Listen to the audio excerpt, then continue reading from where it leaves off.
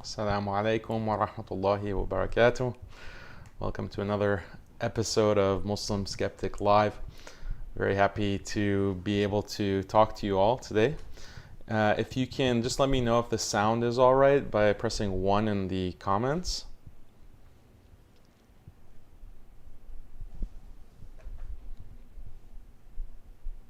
So waiting for a few more people to join.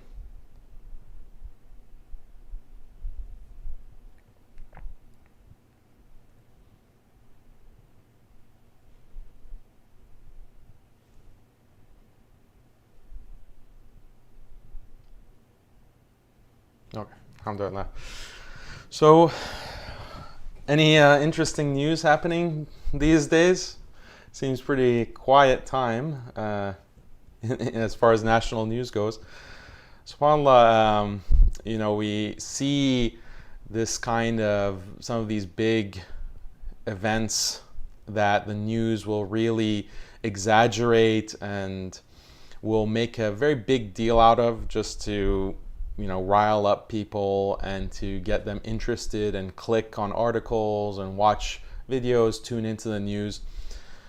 But we have to put things in perspective as Muslims, as believers. We know that history is coming to an end, that we're just waiting for the major signs of Yawm al-Qiyamah.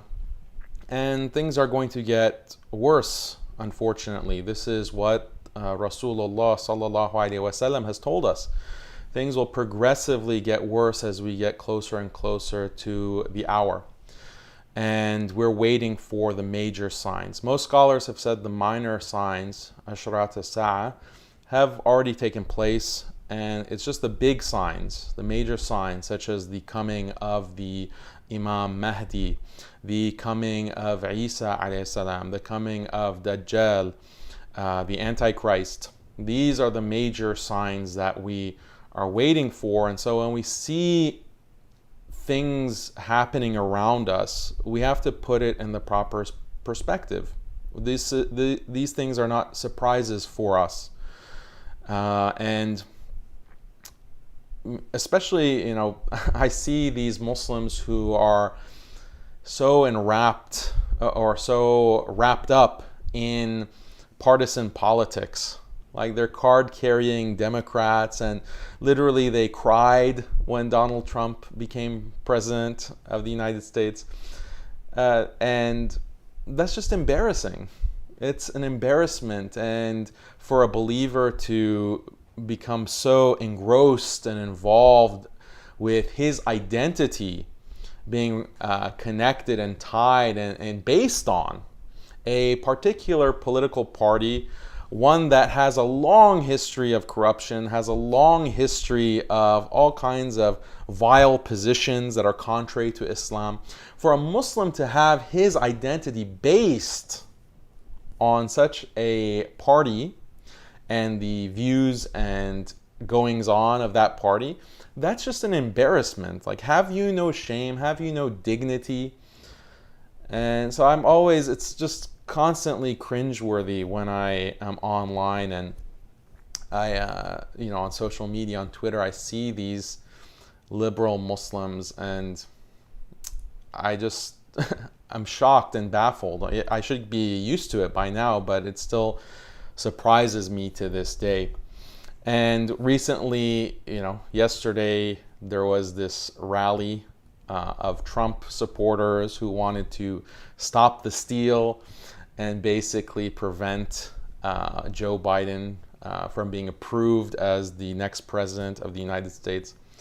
They gathered and they wanted to protest this. Trump called for this kind of show of support and opposition to the theft of the election, according to him.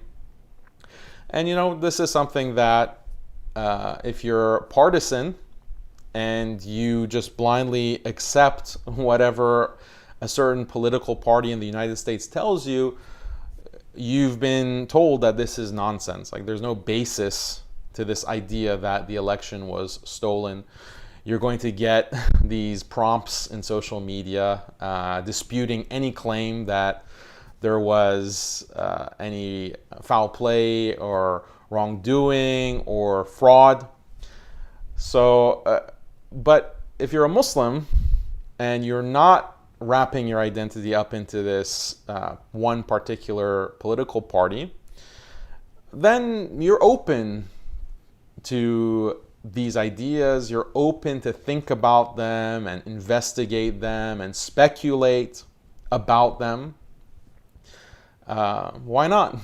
And I have my own views based on my investigation, and you can have your own views, but my point is not that we have to go into the details. I'm not doing a whole episode on analyzing the 2020 elections, but I just want to get this intellectual point, and it's a spiritual point as well, that you're open to investigation and you're skeptical as well. This is Muslim Skeptic Live after all, and just because a certain political party and establishment media says a certain thing, that doesn't automatically make it true. I thought that this is something that believers just knew, and just assumed and understood. Just because of the nature of the world. The entire Dunya is just a deception. It's ghurur, something that can cover the truth and delude you if you're not aware of it, if you're not conscious of this tendency of dunya to blind you. The worldly life blinds you from the greater truth. And what is that greater truth? Is that we were created by Allah, by our Maker, and He has created us to worship Him, to serve Him, and to do good in His name. That's what we are here for. That's our purpose, and then we're going to die. This is a very short amount of time. We're going to die, and then we're going to go into the akhirah, where we will be judged on the basis of the choices that we made and the actions that we took. So the dunya is a delusion by its very nature, an illusion, but how can a believer understand that and recognize that and still put so much stock in what, the news says, what in general kuffar will say and promote as the truth? Even history, you can't just accept what is written in history books as a fact. I'm not saying that all of history, what's recorded in Western history, is false just by default. No, but you have to be skeptical. You have to be willing to investigate and to learn and to compare. This is a mindset of skepticism that's so important. All of the work that I've been doing for the past almost a decade, talking about liberalism, modernism, feminism, all of it is dedicated to this idea of being skeptical, right? A believer has to be skeptical about this dunya and the ideas and the claims and the theories coming from those who do not believe. If they do not believe, then they're fundamentally deluded, right? They're fundamentally deluded because they don't believe in Allah. They don't believe in His messenger, sallallahu alaihi wasallam, as the final messenger. So we as believers have to recognize the deeper perspective, the deeper truth, that this dunya is an illusion. And yes, there are conspiracies.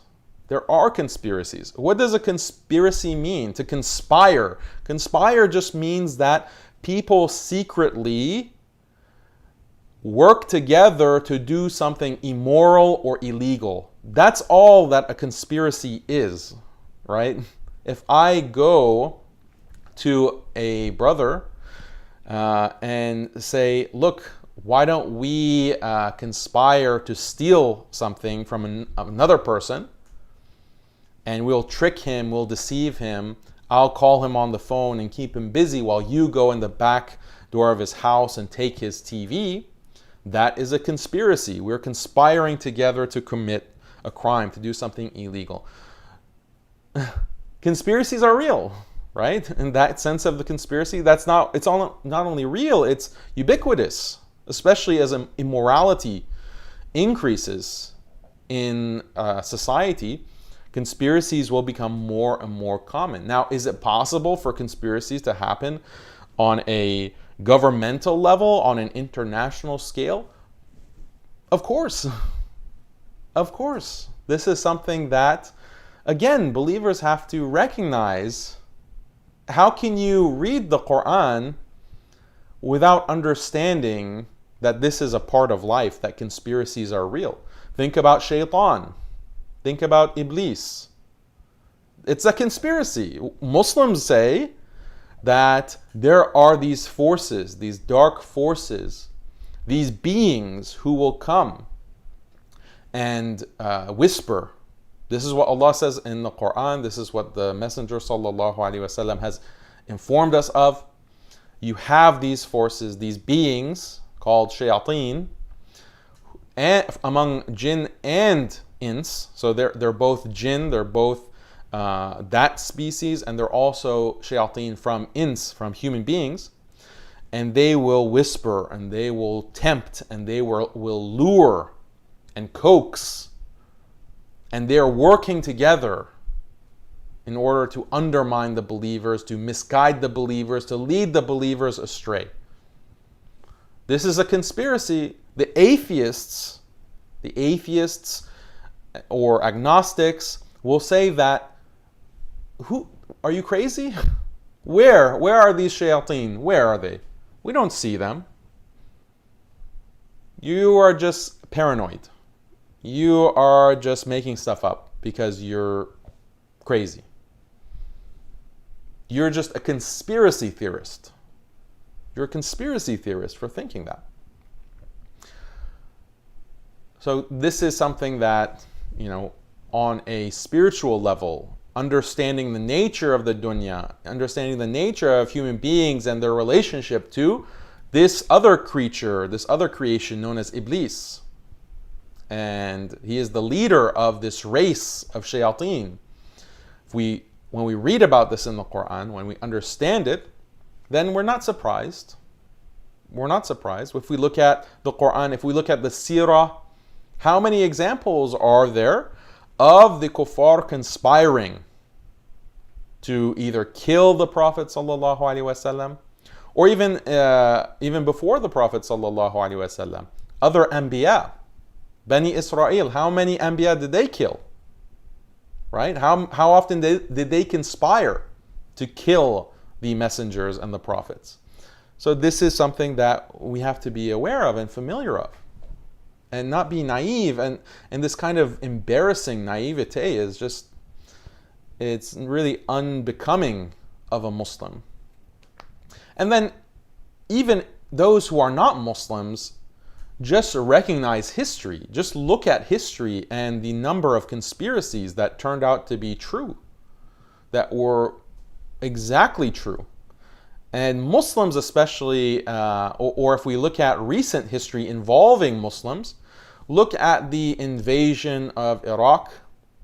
That's really the example that you can always go to, because this was a conspiracy. The US officials conspired with other governments like in the UK and France, and they conspired to present fraudulent evidence, evidence that they just concocted in order to make it look like Iraq and Saddam Hussein have weapons of mass destruction. Basically build a case, get public support, make it seem like Iraq was involved in terrorist acts against the United States, developing a nuclear or chemical weapons, biological weapons, create a false narrative. This is all has been established, right? They were creating a false narrative to justify and shore up support for the invasion of Iraq for their own business interests and whatever other interests them and Shaitan decided on. Okay, to attack the believers, to attack Muslims. So this is a conspiracy. At the time in 2003, when the news media was blasting that this is the case, people who were coming out and saying that, no, this is just for oil, this is just for business interests, you are concocting and fabricating a case against this country, you were tarred and feathered as a conspiracy theorist, someone who is off the wall crazy. But shortly thereafter, it turned out all to be true. And again, Muslims are the ones who should be most well aware of the power of the media, mainstream media, to distort reality, right? Because for years we've been portrayed as terrorists, we've been portrayed as homegrown, trying to kill and maim anyone we can find, anyone we can get our paws on, basically. That was the media narrative that turned so many non-Muslims against the Muslim community. Alhamdulillah, it led to good as well. There were a lot of non-Muslims that converted and became Muslims because of that kind of coverage, even though it was negative coverage. But how can Muslims of all people trust the mainstream narrative? How can we trust any of these parties, Democrat or Republican? And I've talked at length in the past about how Democrats, definitely we can't trust Republicans for most things. And as I've said in the past many times before, I'm not a Trump supporter. But definitely, how can you be, following step by step this Democrat narrative when Democrats have been equally hostile to Muslims, equally supportive of Zionism, equally supportive of surveilling Muslims, equally supportive of invasion and expanding wars throughout the Muslim world. Okay. So we have to be smart, we have to be intelligent, and that's what it means to be a strong believer. The strong believer is better than the weak believer.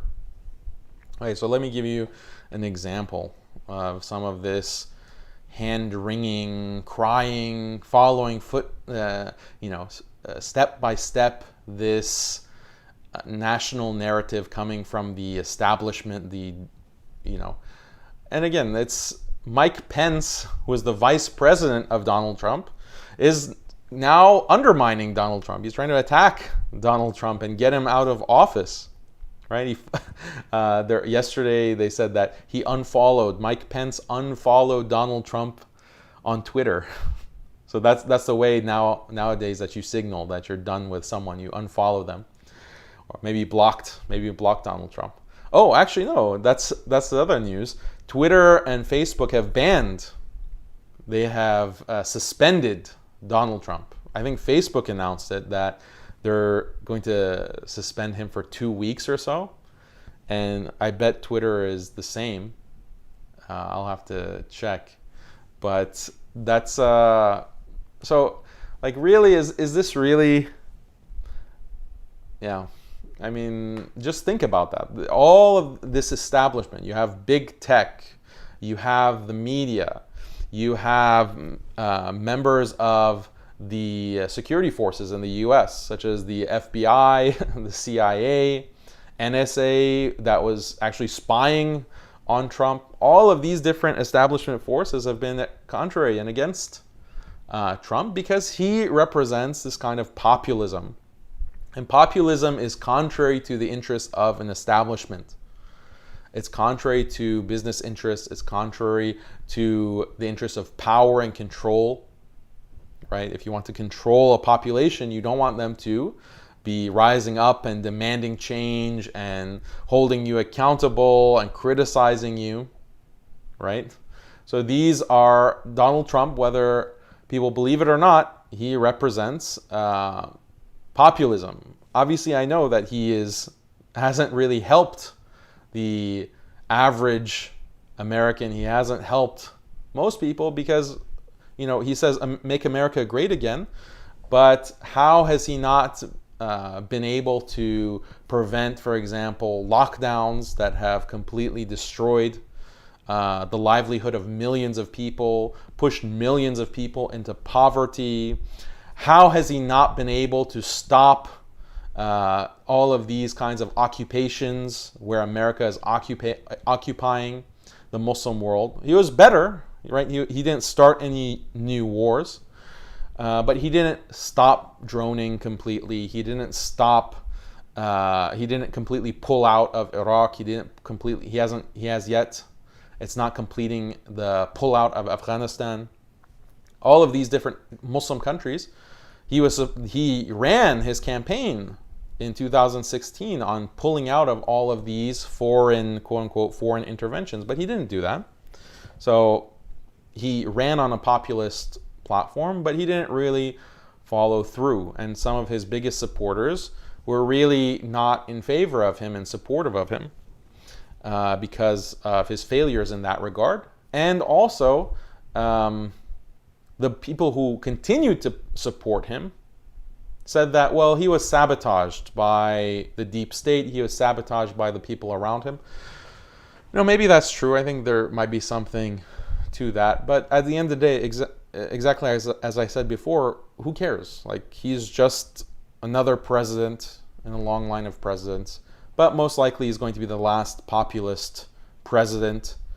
Bernie Sanders was probably the last populist candidate who would even get close to winning the Democratic nomination. And, if you are a conspiracy theorist, you probably will agree that Bernie Sanders was sabotaged. He was the much more popular candidate, but somehow he wasn't able to get enough votes as Joe Biden, who doesn't seem popular at all, especially when it was in the runoff for the DNC Democrats. Anyway, let's go to an example of this kind of democratic partisanship. I just chuckled at this tweet. I thought it was pretty funny. From Dr. Omar Suleiman. These are your terrorists. Don't you dare compare them to anyone else. They are the culmination of the white supremacy that has nourished this nation since its inception. If this was a BLM protest, this would have been America's version of the Rabaa massacre in Egypt. Outrageous. I really find this humorous. So why are they terrorists? Like, why are we as Muslims using this word terrorist? I remember myself and others saying that this is a word that is just used for political opponents. It has no actual meaning. The U.S. security establishment has only coined the word terrorism to mean anyone who opposes U.S. interests, right? Because you have people who are violent and committing acts of atrocities throughout the world, but it's in line with U.S. interests, so they're not called terrorists. They're not labeled as terrorists. Then you have others who are against U.S. interests and are not actually committing any atrocity or any violence even, but they're labeled as terrorists. So this shows the flexible and use of this word terrorism. Manipulative, opportunistic word of the word terrorism. Muslims should know this. Yet now anyone who we politically don't like, we're calling terrorists. This is irresponsible and it's immature. But again, what I was thinking as well is that, okay, so protesting in Congress illegally, this is something that makes you a terrorist? Oh, interesting that Omar Suleiman would say this when he was doing the same thing. He was protesting on Capitol Hill, right? Same kind of peaceful protest where you're occupying and the police have to remove you. He was doing the same thing. So, what does this word terrorism mean? It just seems very silly to have this kind of reaction. Then another example is Yasser Qadi. He had this tweet. Yesterday's events should shatter once and for all the myth of American exceptionalism. Okay. I guess you have to be talking to non-Muslims, because do Muslims think that America is this amazing, wonderful, fantastic place that is a magical, magical place? I guess, yeah, there are a lot of these American Muslims who have drunk the Kool-Aid, and they really have these kinds of patriotic feelings of love bubbling up. They get a tear, drops down their eye whenever the Star-Spangled Banner plays. And 4th of July, they're going to be out, shooting fireworks and really celebrating American independence. Pledge of Allegiance, they will stand, unless they're woke, in which case they'll take a knee. But still, they want America to be better. The promise of America, the American dream. Yeah, so this is the kind of attitude that we find amongst people who are really big fans of Yasser Qadi. Anyway, nepotism, corruption, fascist tendencies, mob rule, violence in politics, crazed crowds willing to do the bidding of megalomaniacs. All peoples and societies are prone to it, including ours. Okay, fine. Interesting use of the word ours, possessive. This is our country. Okay, maybe he meant it like just in a casual way. We're part of this country, obviously. But I wonder, was Yasser Qadi posting things like this during all of the BLM protests and all of the violence, burning cities down that was happening in the summer and early fall at the hands of BLM activists and Antifa? Was he also lamenting the violence, lamenting the corruption and the fascist tendencies when you had Antifa and BLM literally like throwing bricks and Molotov cocktails into businesses and burning down entire city blocks, the mostly peaceful protests? No, I don't think so. I don't think that he was criticizing BLM for any of that. And neither was Omar Suleiman, neither was any of these establishment figures that consistently are mimicking and parroting the establishment narrative coming from U.S. powers, right? So everything that I've been telling you about skepticism, question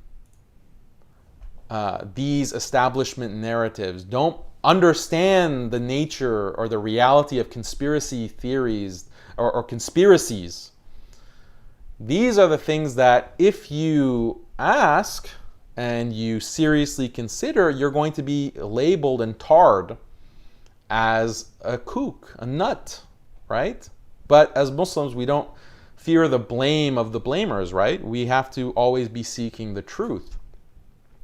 But you have these establishment figures that are either they're Muslim scholars legitimately or they are branding themselves as Muslim scholars who have no kind of skepticism at all, or at least they won't express it publicly. They have no kind of alternative narrative. They have no alternative perspective. Even though those perspectives exist, they will not entertain it, let alone publicize it and speak about it. This is a problem. This is fishy, right? This is very fishy and questionable. And, Yasser Qadi, there's much more that we can say about Yasser Qadi. I mean, you can look up, just Google Yasser Qadi and Rand. Okay? People know about the Rand report, but they don't realize that some of these American figures are literally by name mentioned in Rand reports about how to distort and change and manipulate Muslims and Islam. just do me a favor, and maybe one day we're going to look more in depth and do like a close reading of this particular RAND report. There are multiple RAND reports about Muslims. See, if you can find one that explicitly mentions YQ. So this whole mob that stormed the Capitol, the beautiful, beautiful Capitol building, the heart of our nation. Isn't it weird that something like this could happen? Like, how?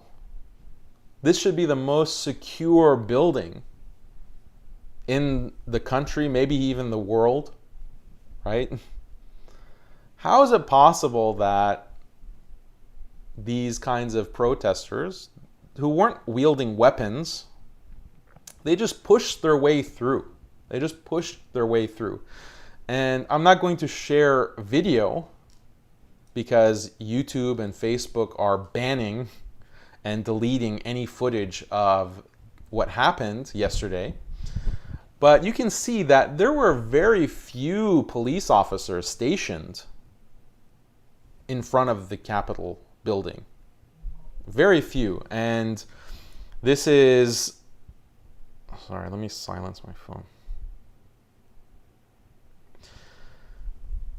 Go look at some of this footage. You can find it on the web. But like I said, censorship is happening en masse right now. But you'll find that there are just like three or four police officers standing there in front of the steps. And then they're standing on a line. And then the protesters like just push through. And there's like some token resistance from the police. But after a minute, they just step aside, and all of these people rushed in to the Capitol building. So it's very fishy. It's very questionable that there be such little or so few policemen and security that is protecting what is supposed to be the most secure, one of the most secure buildings in the United States. So it's very, very questionable. And there was this news item which I thought was interesting. DC mayor told federal law enforcement to stand down day before violent U.S. Capitol riot. So Washington, D.C. Mayor Muriel Bowser told federal law enforcement to stand down just one day before a mob of Trump supporters breached the U.S. Capitol on Wednesday, smashing windows, entering the chambers, and forcing lawmakers and congressional staff inside into lockdown. Yeah. So earlier, this same mayor had called for more police, actually asking for the National Guard to come and control the thousands and thousands, maybe even over 1 million people who were expected to come to this rally. But then a day before, she called it off. She called federal law enforcement to stand down. That's very strange. That's very strange. And again, go back and look at these videos. And I mean, it's some of these things, they're just not plausible. It's not plausible that a mob can get together and without any kind of bloodshed be able to push their way through past riot police. The whole point of riot police is to control a crowd and to prevent a crowd from passing a certain line. And if they do pass the line, there's going to be use of force, like tasing, tear gas, pepper spray, actually batons beating. You know, that's look at any kind of footage of riot police, and they're highly trained for exactly this purpose, to hold a line.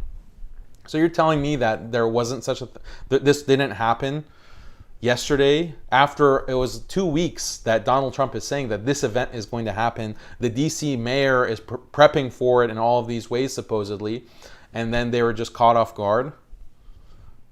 It's very, very fishy.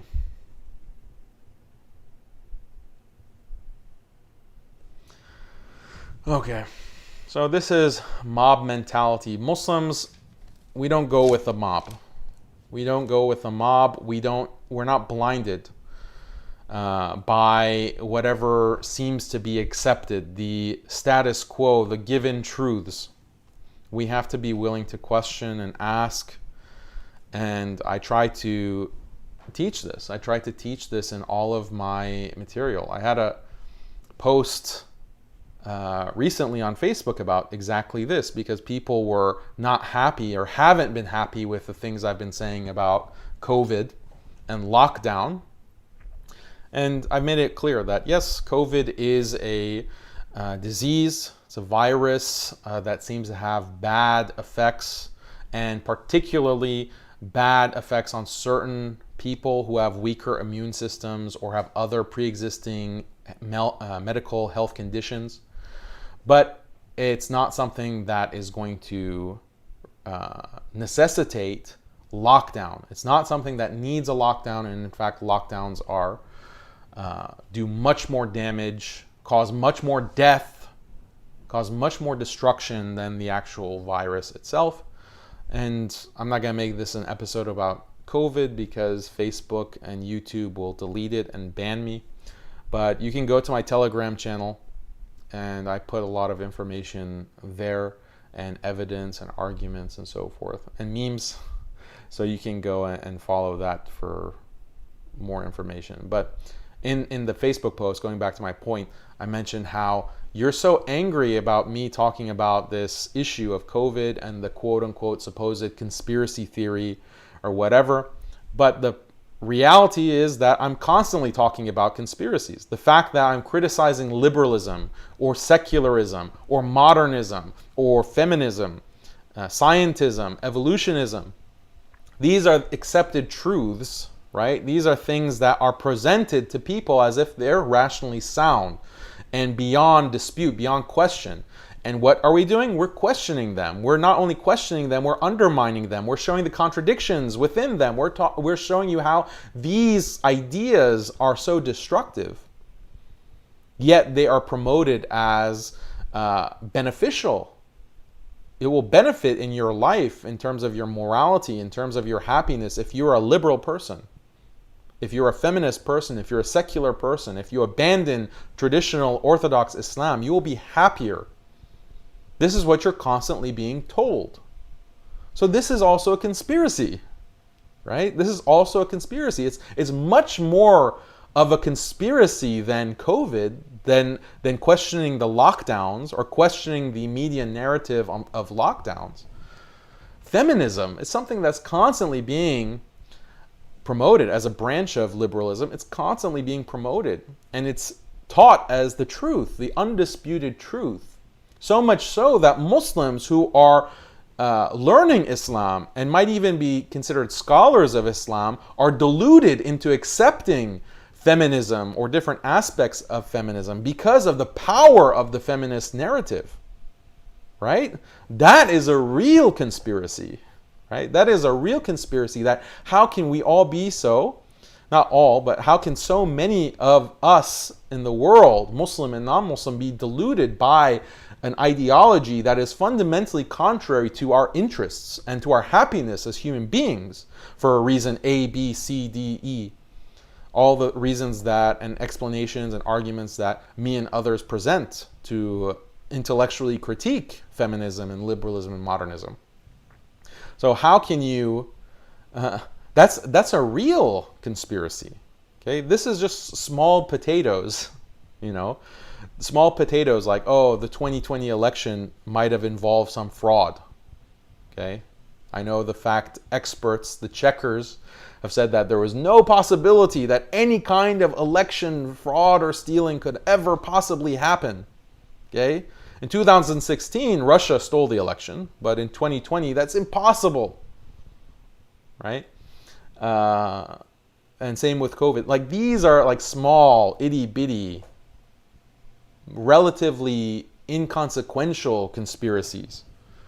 If you believe the big conspiracies about liberalism and modernism and feminism, then these things should be like drinking water. Like, you can just think about these things. Just read a non-mainstream website and try to put two and two together. Think for yourself. So,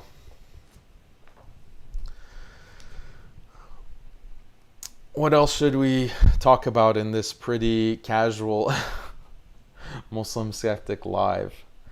Let me see comments for a second, actually. I want to see if you guys have a reaction to this. You guys are hating it.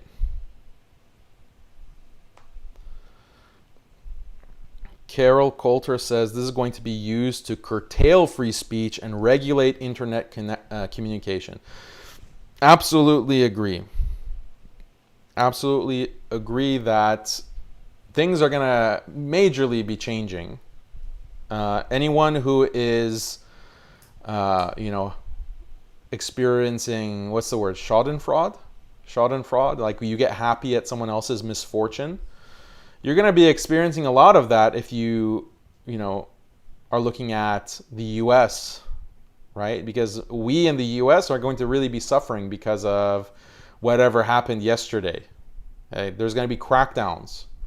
They're now, because of the media narrative that the people at that rally, the Trump supporters, were terrorists or they were insurrectionists. They're trying to cause insurrection. There's going to be martial law. There's going to be much stricter restrictions on movement. Much stricter. I mean, they haven't even gotten into the COVID issue. They're going to be like, oh, because of this Trump rally, 1 million people are going to die. 1 billion people are going to die because of COVID. We have to lock down even more strictly. So that's really going to cause a crackdown. Internet communication, already, I mean, sad to say, forget about Facebook, forget about Twitter, forget about like being able to freely discuss things. I mean, that hasn't been the case for years now, but it's gotten to such a point that anything that's contrary to the mainstream narrative goes against their community guidelines. Like you're really violating community guidelines by saying anything that CNN doesn't approve of, or MSNBC, or even Fox News. Fox News has been co-opted a long time ago. So this is the reality, and I mean, I don't know how much time I have on these channels, on social media. So, get familiar with my website, muslimskeptic.com. Get familiar with Telegram, which so far hasn't been co-opted, or in terms of corporations big tech hasn't acquired Telegram yet. So go follow me on Telegram. But these are all in the hands of Allah, big tech can censor everyone. Big tech and TV, they can do their best to stifle the truth, but we know that Allah will always bring the truth forward, because the truth is the truth, and falsehood is something that just is worthless, and it is something that dissipates and washes away. That's falsehood. Falsehood has that nature.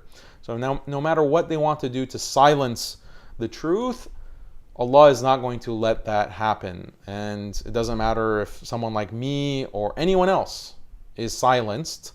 This is the truth belongs to Allah, and Allah is going to establish it and make it clear and establish what is bayyin, what is clear cut and without question. So this is our hope, and we know that this is the case, but we're in a time of deception. We're in a time of deception, and you can't really trust what you see on the news.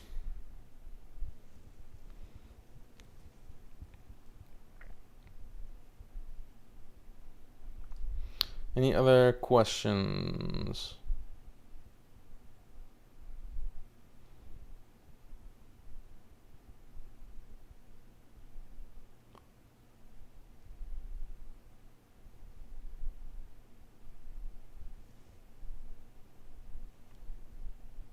Go ahead. Type in the question now so I'll see it.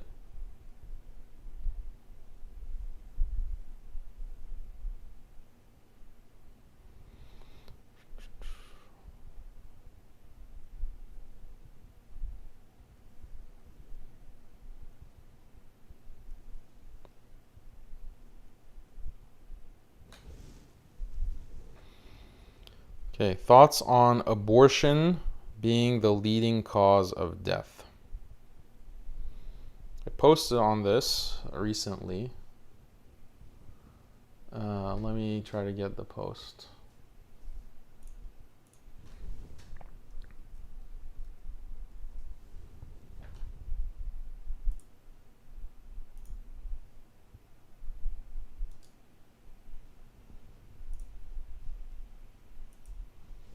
Sorry. Abortion leading global cause of death in 2020 with 42.7 million killed. Yeah. So this, I posted on. I said that abortion has always been about making zina more convenient. That's always been the agenda. Okay. Prior to the proliferation of zina, prior to the proliferation of sexual freedom in the West, there weren't millions of abortions taking place. But logically, right, if, as some of these supporters of abortion claim, that abortion is something that's a health need, it's something that's medically needed and required, we would have seen comparable rates of abortion, past and present, prior to the sexual revolution and afterwards. But no, part of the sexual revolution, what can allow the sexual revolution to take place, is the institutionalization of and normalization of abortion. So those things are closely tied. If you have to take care of a baby, because you're pregnant and you're not allowed to abort, then that's a huge resource. That's a huge cost on you as a person, as a woman, as it should be, as it should be. That's why you want to be married before engaging in behavior that will make you pregnant. So the logic of it is very clear and straightforward. But part of this culture of death and culture of shaitan is to confuse people with these bad arguments, these nonsensical arguments that no, abortion is about health care. Abortion is about women who, they were raped and they have to get an abortion because they're raped.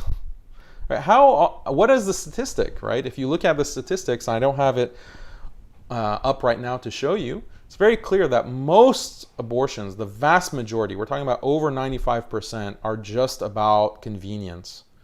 Like, I got pregnant and I'm a student, or I got pregnant and I want to focus on my career, so I just have to get rid of the baby, right? This is an attack on the family. It's an attack on the stability of the family. Women, because they don't need to be married to have sex because of the convenience of birth control and abortion, they're not going to get married, especially when you have been programming them to pursue careers and to go into the corporate world, to serve corporate masters, to go into higher and higher education. They're not going to get married. They're not going to want to get married until they're past their prime time of fertility, past their prime time of marriageability. So this is sad. This is actually contrary to the interests of people, especially women, especially men who want to get married. And I get so many brothers, and my wife gets sisters, that get sisters, who you have young, good Muslim brothers and sisters who want to get married, and they really can't find anyone. They can't find anyone. With the sisters, it's usually, not always, but it's usually because they just waited a little bit longer than they should have. Not everyone, obviously. Some sisters are eager to get married at a young age, and they're willing to, prioritize family as opposed to whatever. But yeah, it's a very sad situation, and it's alarming.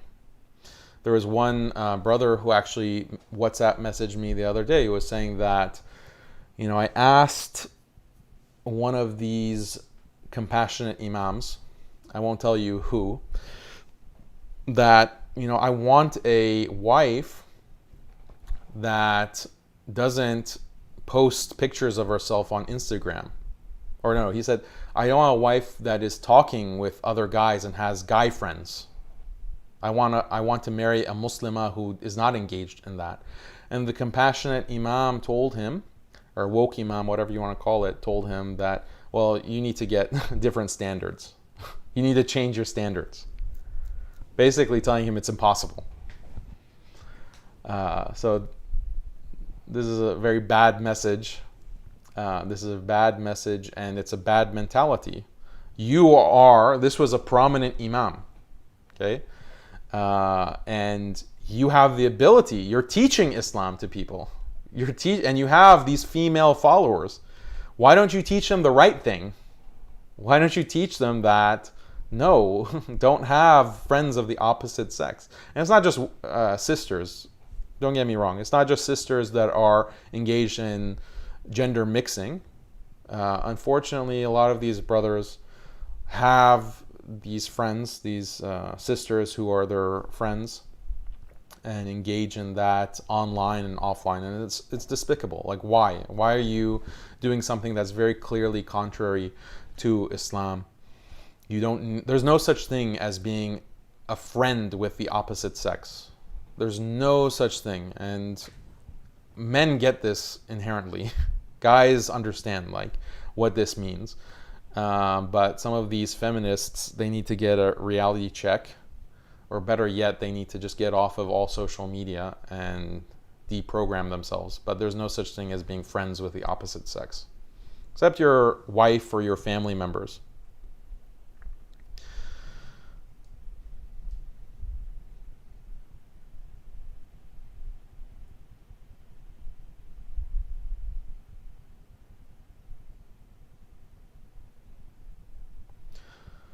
So here's a question. Daniel, what's your view as an ex-Shia on the recent controversial film trailer, The Lady of Heaven, about the attack on Fatima?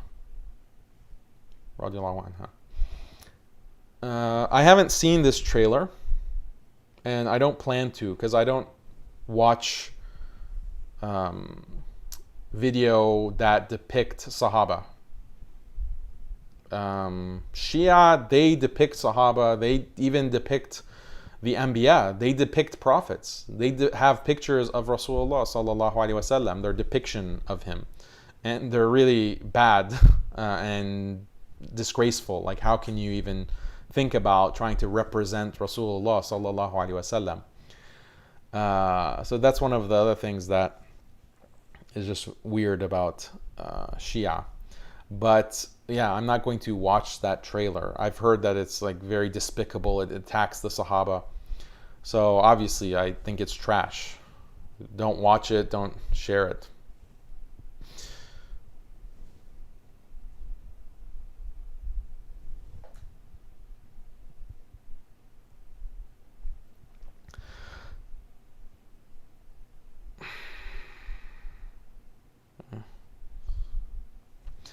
So what else do I want to talk about?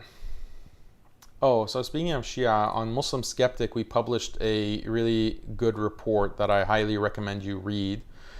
The Hidden Shia Agenda of the Muslim Vibe. So Sunnah Discourse, we did a little bit of collaboration, alhamdulillah, where we published this report that they did.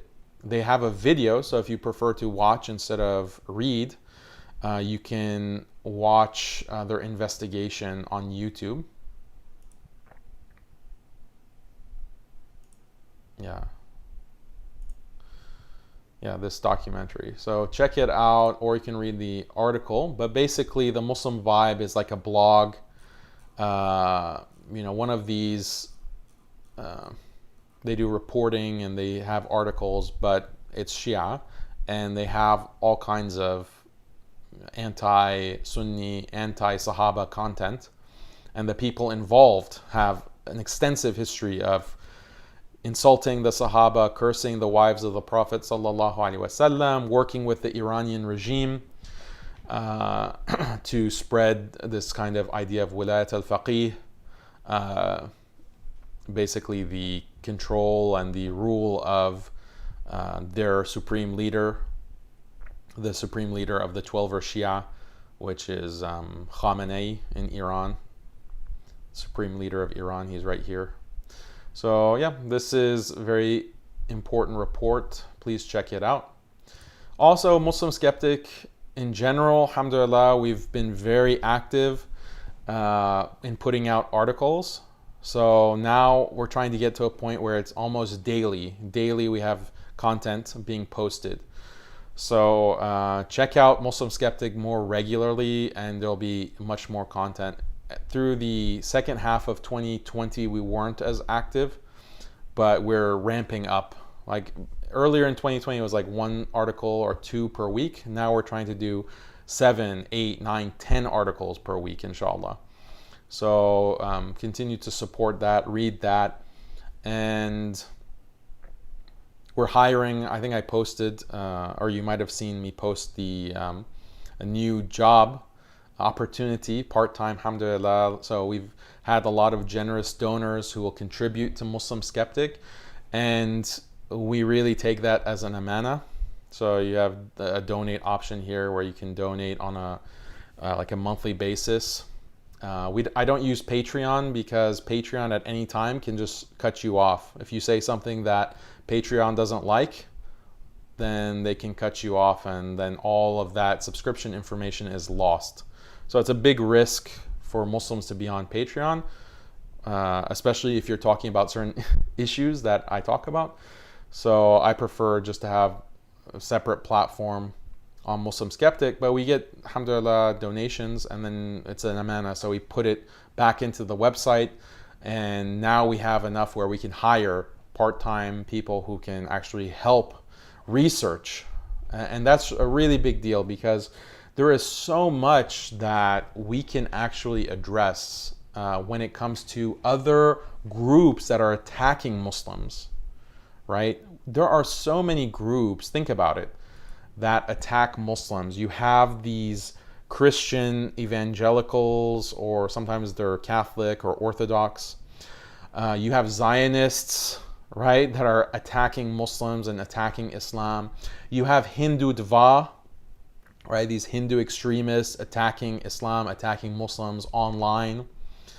The Chinese now, right, so much Chinese propaganda against Muslims, against Islam, against Uyghurs, and on, right? Some of these tyrant dictatorships in the Muslim world, they also have propaganda against Islam, against traditional conservative Islam.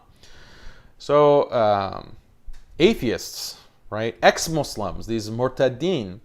So like there's so many of these groups, and they're all attacking, they're ganging up on Muslims and Islam. But where is the response? Where is the pushback? Where is the fighting back against these groups in terms of online intellectual discourse? Fortunately, it's very limited, and it's a shame. It's a shame that we have a lot of resources in the Muslim community, alhamdulillah.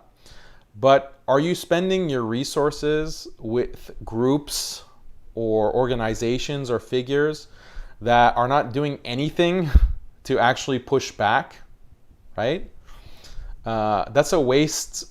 In many cases, it's a waste of money. Like you're spending all of this money on essentially a blog or a website or a Instagram imam who is just repeating, Islam means peace, Islam means love, Islam is mercy. That's their entire message. Islam is 100% conformant with the Western American way of life, European way of life. Islam, like these are the compassionate, woke imams that some in the community are just pouring millions and millions of dollars into their pockets. And what are they producing? They're not producing anything of value. They're not producing anything that is like you have, imagine, like You have a fortress or a city that's surrounded by walls, and you have all of these hordes that are trying to bust in because they want to destroy you. And rather than go on the offensive or the defensive, you're just sitting in the middle of the city and talking about how beautiful the city is and how wonderful and how everything is so good. This is a disaster. It's completely the opposite of what you want to do. So on Muslim Skeptic, we recently tried to have some articles, and we're going to have more, inshallah, on Hinduism, right? These Hindutva want to criticize Islam. Okay, that's fine. You want to play that game of looking at the Quran and trying to take certain verses and portray them as, oh, this is terrorism. Or you want to look at hadith and you want to do this kind of cherry picking to depict Muslims and Islam as backwards and evil. You know, Zionists are doing this, Christians are doing this. Okay, we can play that game. We can play exactly that game. And in fact, we will be much better at that game. Why? Because your texts have tons and tons and tons, countless instances of things that are just objectively evil, objectively wrong, so much so that you yourselves as kuffar will recognize that you'll be embarrassed about it. You'll be embarrassed about it. And it's obvious because these religions are kufr.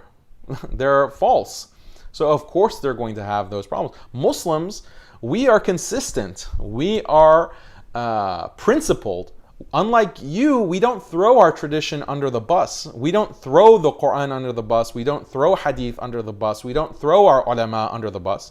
Muslims don't. Some of these deviant reformists, heretics, yeah, they do that. That's their strategy. Oh, this verse on jihad. Oh, this verse on hudud. That's been abrogated. Or oh, that's been that's not applicable to our time. Or oh, that's not. All of these kinds of excuses, right? Where you can just simply explain, as I've done on this channel, and others have explained on their channels. So we don't throw our texts and our tradition under the bus.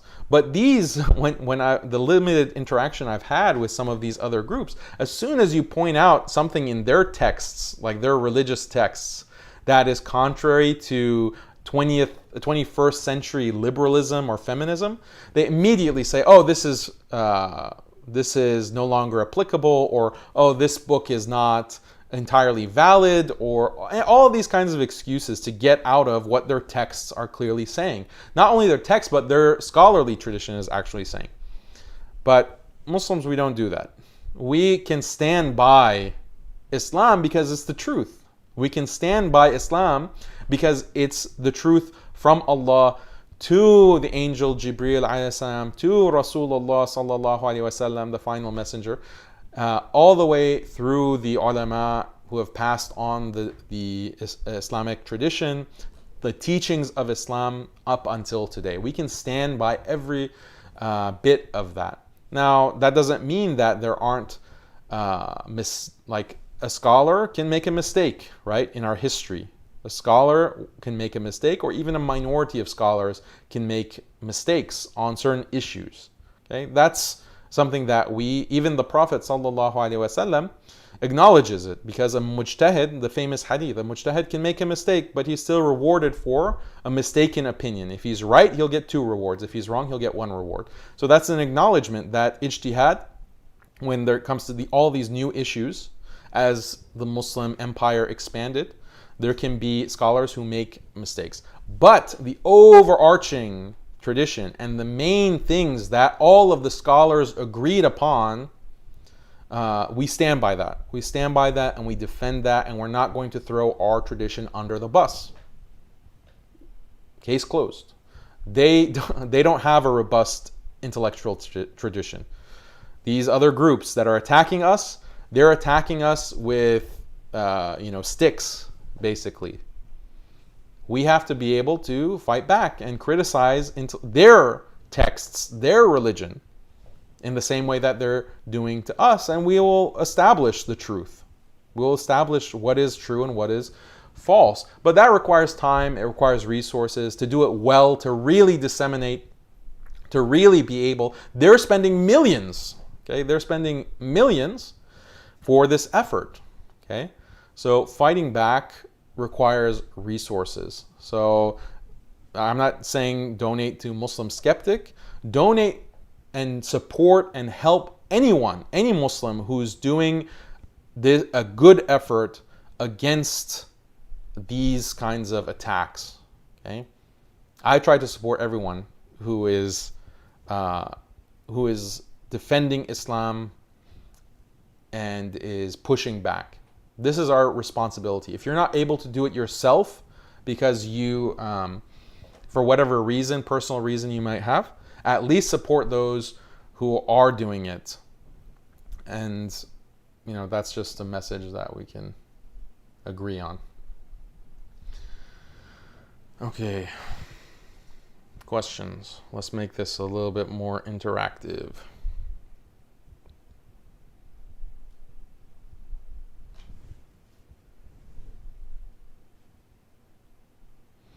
Recommend some channels, like on YouTube. I always recommend, like specifically for this issue of defending Islam, Fareed Responds is very good. Sunnah Discourse is very good. Sajid Lipham, he's very good. He has been doing a lot of stuff on Christians recently, and he also takes on modernists.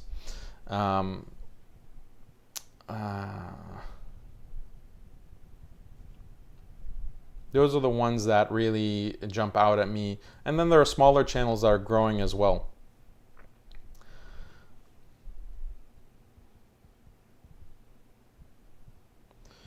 Looks like this chat needs a moderator.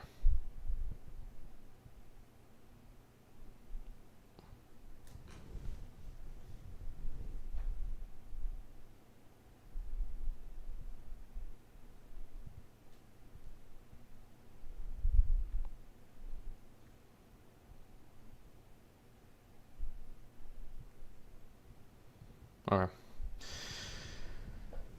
What else can we talk about?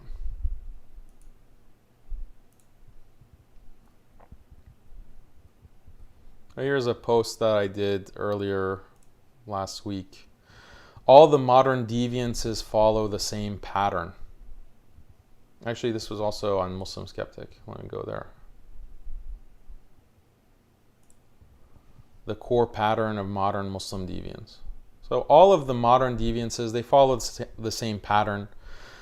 Basically, you have people who want to be Muslim and also promote feminism, even though many of the teachings of feminism, not all, contradict Islam. Okay, feminism says that women should be able to dress however they want and engage in zina all they want and be lesbian if they want, and on and on. That these are things that contradict Islam very clearly. But there is some overlap. So if you imagine a Venn diagram, right, there will be some overlap, but a lot of non-overlap. So the feminists, Muslim feminists, will just focus on this tiny sliver of overlap when they're trying to talk to the rest of the Muslim community. When they're trying to get the rest of the Muslim community on board with feminism, they don't go with the stuff that they don't forward the stuff that is contrary to Islam. Clearly, they don't start with lesbianism. They don't start with sexual freedom and nudity and sex positivity. That's not what they start with. They start with, oh, Islam says you have to give women their rights. Ah, of course.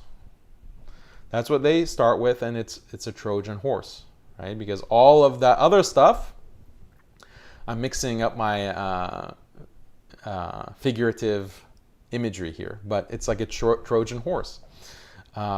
So same with all of these deviances: liberalism, social justice, wokeness. Like, yes, Islam says that racism is bad, but you have all of these other issues within the social justice movement of the past few years that are very problematic Islamically. So this is just a Trojan horse. And I had a meme about this that is applicable, this meme right here. Trojan horse meme. You have these unfit Imams, these celebrity figures who are saying, oh, look, we want to have nuanced Islam and academic Islam. We want to have Islam that respects women's rights. But inside is the feminist kufr, the liberal kufr, the secularist kufr, the social justice warrior kufr. And you're just bringing it into the Ummah. You're bringing it into the fortified city of Iman and belief, the Ummah. This is the trick.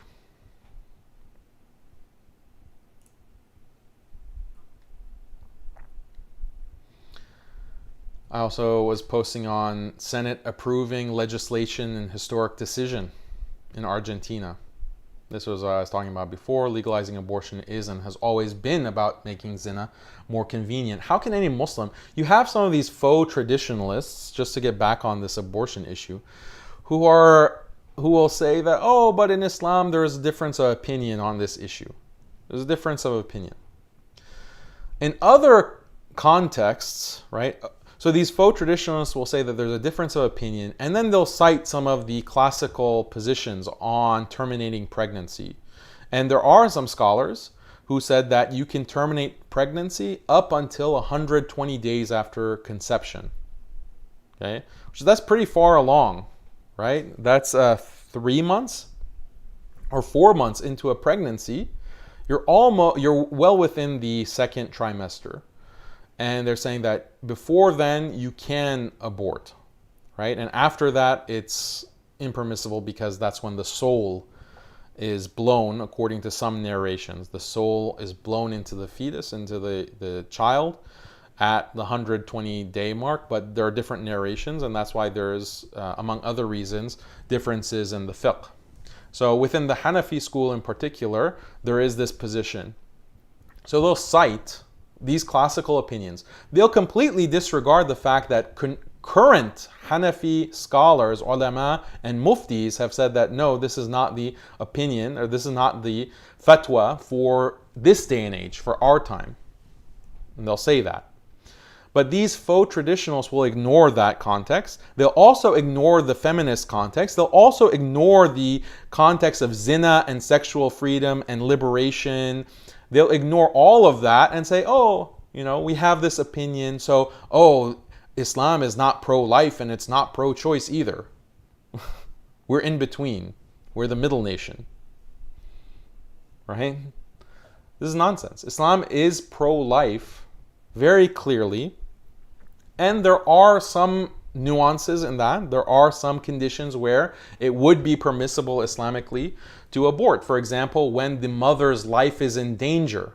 When the mother's life is in danger, then it is permissible, according to all scholars, and even later into the pregnancy. After 120 days after conception, it can still be permissible when the mother's life is clearly in danger.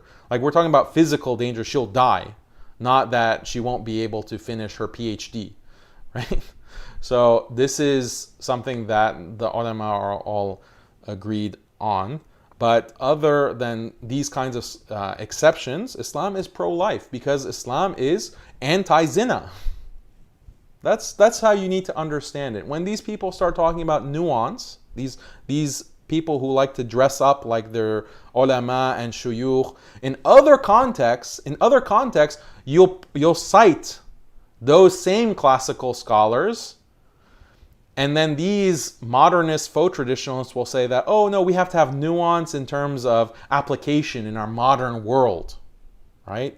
We can't just apply whatever is found in the classical text. We have to look at maqasid of the sharia. We have to look at the maslaha of the situation and the mafasid of our context. We have to contextualize. They'll do that song and dance in order to oppose anything that's non-liberal, from the classical tradition. But if there's something that matches up with liberal sentiments and liberal sensibilities and what is part of the dominant culture in the West, then suddenly it's fine to just take out the fatwa or take out the hukum that has been written in these classical texts without any context, without any evaluation, without going through actual ijtihad, actual scholarly consideration that the ulama of this ummah have been doing for centuries and continue to do to this day.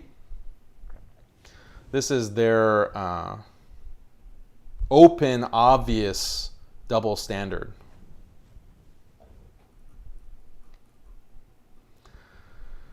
Love of dunya and hatred of death. Go check that out. It's about lockdowns and what's happening to the Muslim community, where all our masajid are being assaulted, basically. There was another thing that I wanted to talk about. Yeah, here's another example of this phenomenon of nuance. Okay, when you have individuals, oh, I can't log in. I'll basically describe it to you. But basically, you have individuals who know that faux traditionalists, fake traditionalists, unfit imams, they have enough knowledge to recognize that what they're doing is wrong and is destructive, and it's leading the Muslim community astray. It's misguiding Muslims en masse. But they don't come out and say it like that. They don't come out and express it like that. They don't convey the gravity of the situation. Why? Why do they not express the gravity of the situation? The reason is simple. They're either afraid. I mean, that's pretty much the reason. They're afraid of backlash. Because when you oppose some of these figures, their fans, or sometimes even themselves, will attack you. And they will, and then people in general are, unfortunately, are conflict averse. This is a bad instinct. Okay? And it has a lot to do with the feminization of Muslims. Feminization of the entire world. This is happening. But with Muslims as well. We have become feminized. Okay? And this is a feminist, or not feminist, a feminine, natural feminine attitude. It's a good attitude. It's a good attitude in its particular place where you're trying to avoid conflict, right? You don't want to get in an argument. You don't want to get in a fight. That's a good sentiment to have in certain contexts. But wisdom requires understanding what are those contexts. And in the family context, where you don't want to cut ties of kinship and you don't want your household to be uprooted, that's a great sentiment to have. It's a great instinct to have. It's a great default kind of attitude to have. And it's something that comes naturally. Allah has made this natural for women. And there's so much wisdom in that. But in other contexts, no, sometimes you have to have argument. Sometimes you have to have conflict. Holding people accountable is by its nature argumentative. It's by its nature something of conflict. And it can get awkward. You can't shy away from that reflexively. You have to see if it's necessary. In the situation where Islam is being attacked and subverted, and you have this kind of Trojan horse dynamic happening, if you stay silent and avoid conflict and say, oh, but maybe you should just advise privately and not, make a big stink about it. That is a terrible attitude, because you are sacrificing or you are basically undermining or contributing to the undermining of the Muslim community by that attitude. That's terrible. These are very high stakes. And sometimes conflict is necessary. Okay? And I've already discussed in other live streams, I think 2 or 3 live streams ago, it was titled Infiltration. I talk about the difference of When is advising privately necessary in terms of you see someone doing something bad or saying something bad and then you advise them privately. So I'm not going to rehash all of that discussion. But we can't be just feminized in a way that we're conflict averse. So you have these individuals who they're afraid of backlash, they're conflict averse, when the need of the hour is to speak out. The need of the hour is to make things clear that these woke imams, unfit imams are distorting the deen. We have to speak out against it. We have to make the truth and clear from falsehood. And they are other du'at that they know that this is happening and they agree that this is something bad, but they stay silent. Or if they open their mouths, it's in a very minimized way. Sheikh Dr. Fulan, he is such a value to the Muslim community and he is so brilliant and he has done so much. And, I kind of disagree on this point, but he's amazing. And do you see what's happening there? You've mixed all of this praise with just a little bit of criticism. So what is that going to do? That's going to do nothing. That's going to do nothing because people who don't know better, who by definition are not informed enough to be able to understand the deviance themselves, they rely on you. That's why they're reading your stuff or watching your stuff. They're going to see that, oh, well, no one's perfect, right? And maybe this is an issue of ikhtilaf, right? This is an issue of ikhtilaf. So there's an example of Jonathan Brown. Okay, let me make it concrete just as an example, who comes out and says that Muslims should support LGBT rights, or that there should be this freedom of speech to insult the Prophet sallallahu alaihi wasallam. He comes and makes a statement like that. That is huge, and it's not like a mistaken statement. It's perfectly in line with his overall beliefs in liberalism and the value of liberalism. You had other du'at who recognize that this is kind of who he is and this is what he has been saying privately and increasingly publicly, and he's defending it, he's doubling down on it. But these du'at aren't saying anything. Or they'll say oh, well, I think this is, he's not right on this. But you've just made it into an issue of ikhtilaf, when in reality there is no ikhtilaf on this. There is no ikhtilaf on Muslims supporting modern day Qawm Lut. There's no ikhtilaf on whether Muslims should support the right of people to insult the Prophet sallallahu alaihi wasallam. There's no ikhtilaf on that. But you've made it into this because of your nuanced, diplomatic approach, supposedly.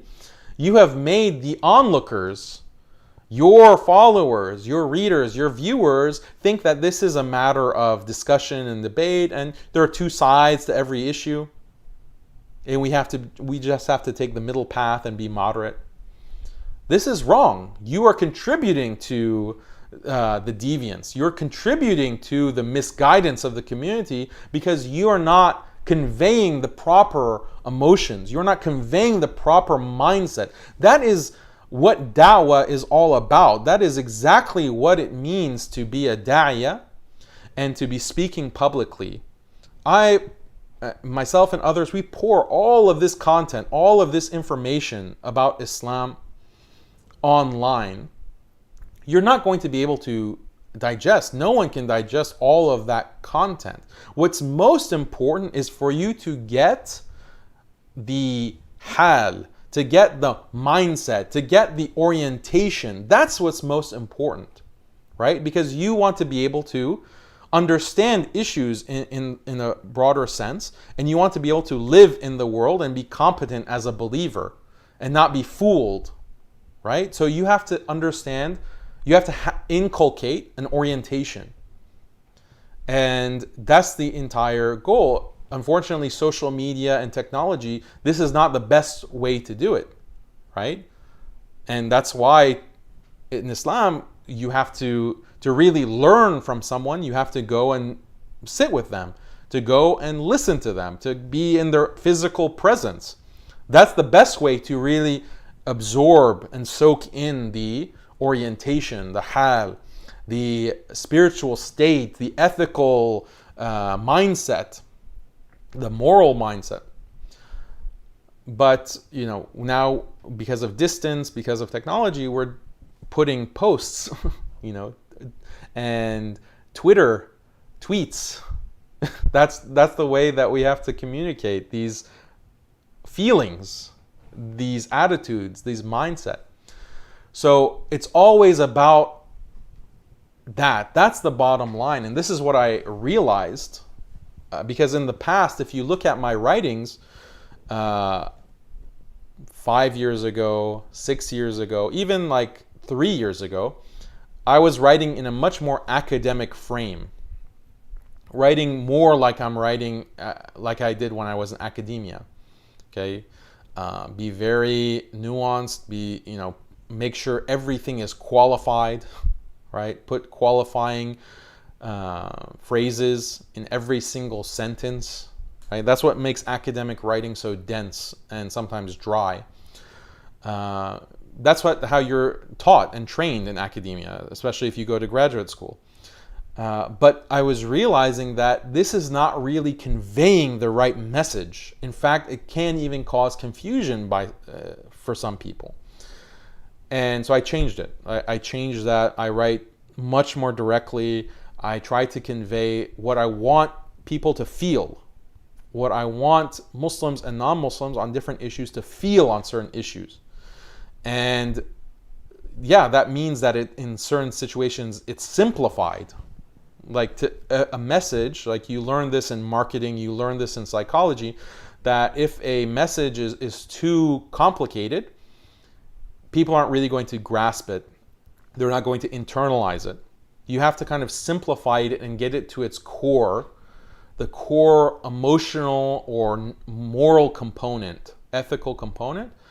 And that's the way that you can really convey and communicate effectively. So this was a conscious decision that I took. I'm still, trying to work and understand, improve myself in terms of my writing and speaking. But you can't, you can't really address some of these issues in an academic way, in a nuanced way.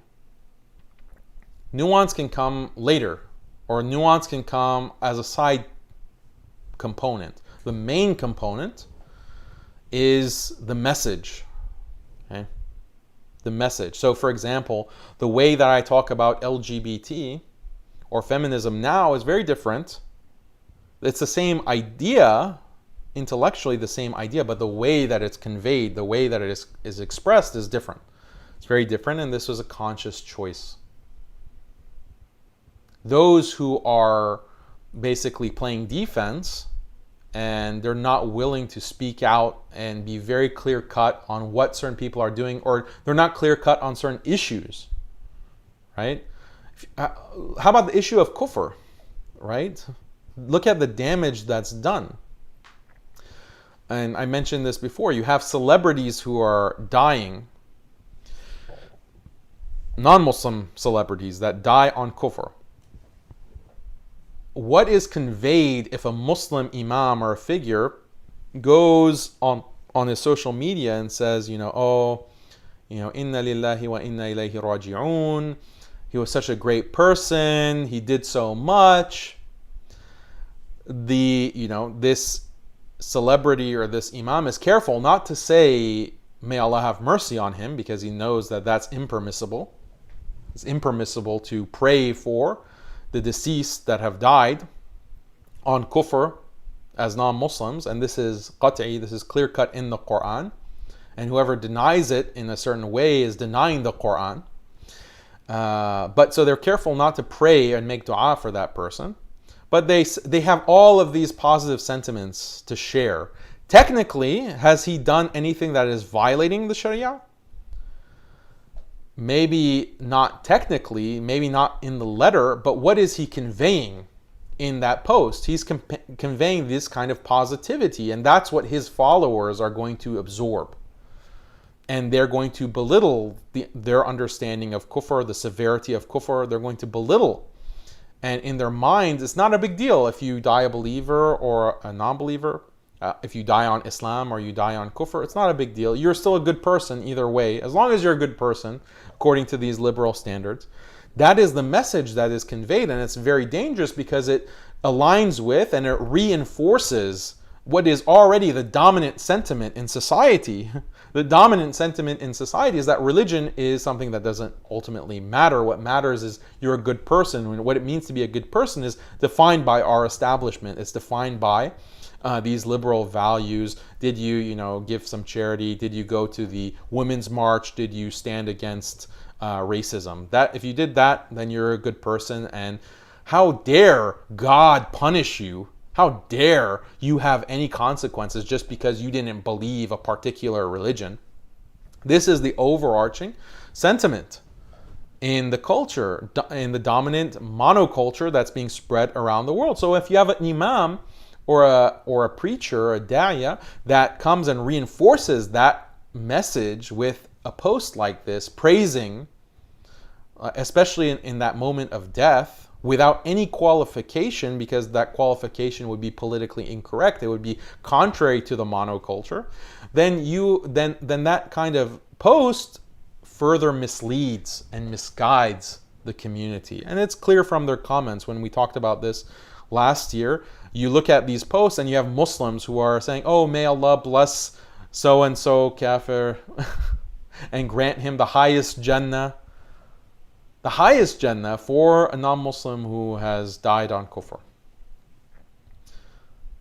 This is like the watering down of Aqidah, the distortion of Aqidah, the very basics of Islam. We're not talking about some kind of deep issue of Aqidah that you can only extract from the most advanced texts where there's all kinds of ikhtilaf. We're just talking about basic things that you have to learn, actually. This is fard ayn. Each of us individually has to know what we should believe and what happens to us after we die, and what are the consequences for not believing, and who is Allah going to accept into Jannah, or who is He going to send to Nar, the fire. This is something that we have to know. How can we be Muslim without knowing these things?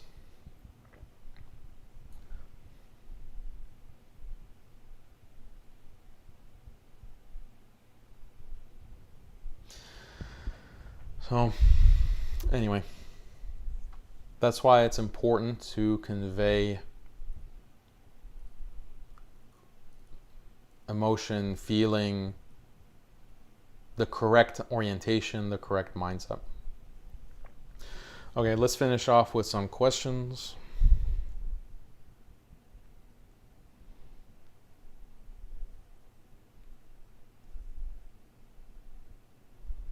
Wow. I just looked at the timeline. They're calling it a domestic terror attack.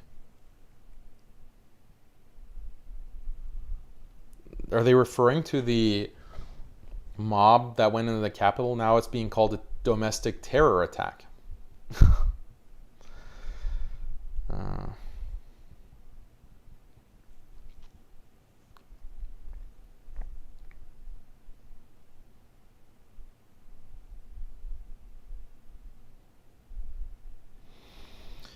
One question, what subject should I study in college to help defend Islam? In college, you have to be very careful. You have to be very careful what you study in college, because even if something is not explicitly against religion, it's still not going to involve liberalism, because liberalism is the dominant ideology, modernism is the dominant ideology. So just inoculate yourself as much as possible. I have plenty of content on liberalism, Muslim Skeptic, the entire team website. We have plenty of content on these ideologies, and also video on the channel. And then if you want more like organized curricula, go to Alesna Online Institute. We have courses that deconstruct all these ideologies. But courses that you can take in college to defend Islam, I recommend taking history of science courses. Take history of science because science is considered really the dominant epistemology. Like whatever science says is considered true. It's considered the strongest avenue to truth. And so it has the most potential to conflict with Islam. But if you go to the history of science, it really complicates that picture, and it takes science off of this pedestal that modern culture has put it on. And that has a lot of benefits for you as a Muslim personally in your life. You're not going to have these same kinds of doubts from science itself, from scientism itself, when science says that we're evolved from pre-hominid apes, whereas Quran and Sunnah clearly say that Adam alayhi salam is our father, and he did not have a father. Allah created Adam alayhi salam directly. So that you're not going to have doubts if you recognize that, okay, well, science can be mistaken. And I mean, we can investigate that further, how it was mistaken or how evolution is mistaken. And I have essays and articles and courses on that as well. But the point is that you're going to have like a buffer or some cushion that will protect you. You're not going to be thrown for a loop because if science can be mistaken or science can go wrong in certain cases, in certain contexts, then what about like some of these non-scientific theories that are also taken as dogma in the modern world, like liberalism, like secularism? If science can be wrong, then what about them? So by taking science off the pedestal, it has like a chain reaction for your entire conceptualization of what we have been told is truth by the secular world, by the secular modern world. And that rearrangement of your mental furniture is important. It's part of deprogramming, getting out of indoctrination. So take history of science. History of science is your best bet. And that might be counterintuitive, but just trust me on that.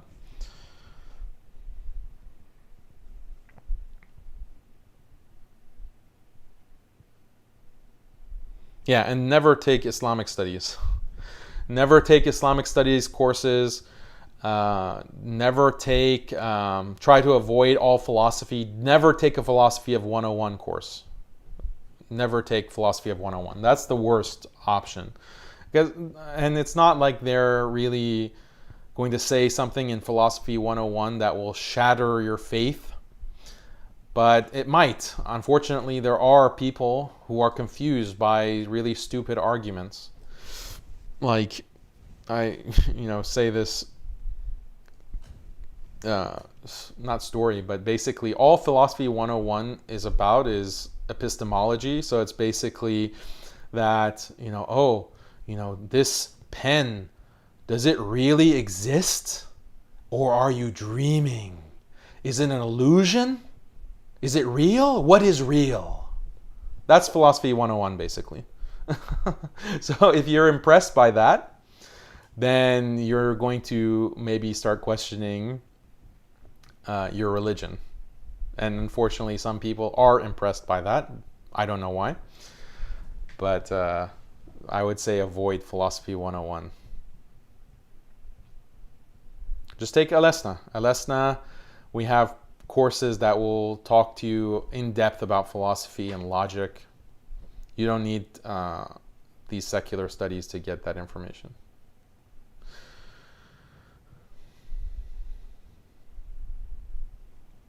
Man, I had moderators on this chat, but I guess they bailed. So this is why the chat on YouTube is a mess. Okay. When is the second episode of Genius of Islam coming out? Inshallah, very soon. I've been working on it constantly. Just to give you an idea of what's happening behind the scenes, basically I'm writing the episodes and others are helping me, and they're reviewing it, and they're talking to me about different issues within the script. So it's a lot of technical information, a lot of academic information that we're trying to stuff into each episode, and we're trying to make each episode short as possible, so under kind of the 25-minute mark.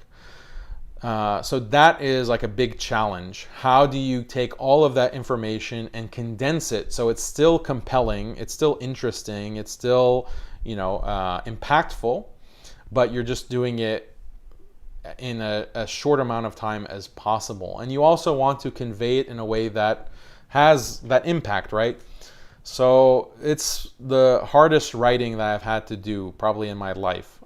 So for one episode, the actual script will only be like 5 to 8 pages long, single spaced, 5 to 8 pages long. But I will write probably 40, 50 pages single spaced of material, and I'll just like write it and then, okay, I cut it out. Write it and then cut it out. Write it. No, this is not exactly what I want to say. No, this is not exactly the phrasing. And I'll just keep rearranging, cutting, trimming, adding. And at the end of it, it's like 40 to 50 pages single spaced of text. And I'm trying to extract just 5 to 8 pages out of that. And then I send it to be reviewed by others to give me feedback, and then they'll have notes. So I'll have to incorporate their notes, and then I'll give it to someone else in the third draft. They'll have to give me notes. I'll have to redo it. So that's why it takes a lot of time and effort, and that's what's necessary, right? If you want to have a quality, and the whole series, Genius of Islam, is being funded by a very generous donor who is actually paying for the video production, right? The video production, that's why it's professional video quality.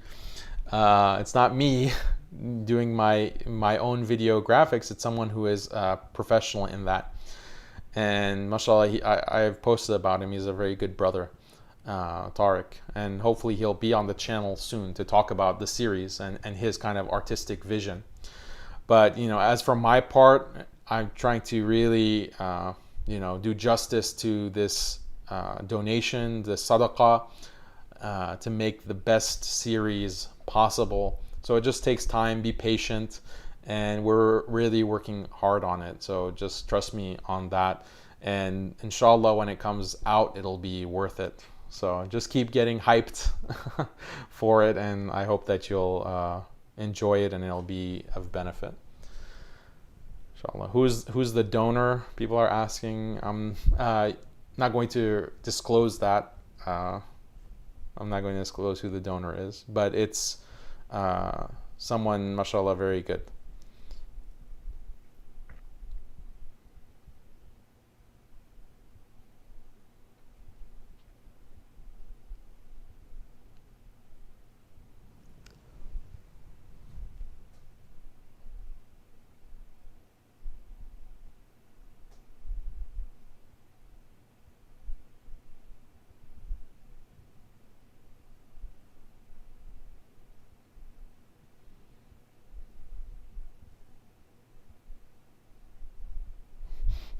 How do you appeal to the low attention span of the Ummah?